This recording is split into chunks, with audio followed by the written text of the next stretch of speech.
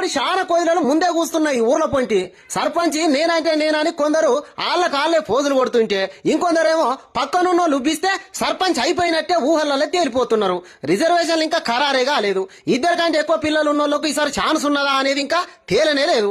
Notification ఇంకా రానే లేదు. కానీ నోటి నుంచి మంచి మంచి మాటలు, మర్యాదలు, పలకరింపులు అబ్బో శాన్నే నడిపిస్తున్నారు సర్పంచ్ పదవి మీద కాయిసున్నోళ్ళు.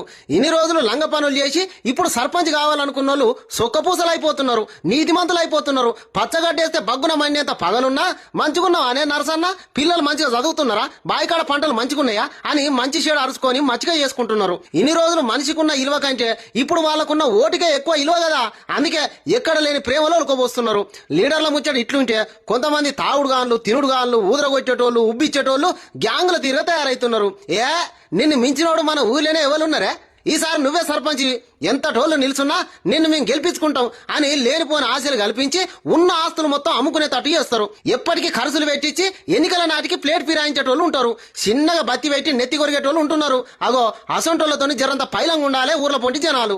ఇట్లా దేశంలో రాష్ట్రంలో నడవనన్ని రాజకీయాలన్నీ ఇప్పుడు గ్రామాలలోనే నడుస్తున్నాయి. కోడి కూరలు, మసాలా మటన్లు, మందు దావతులతో నిత్యం పండుగ అవుతున్నది పల్లెలల్లా.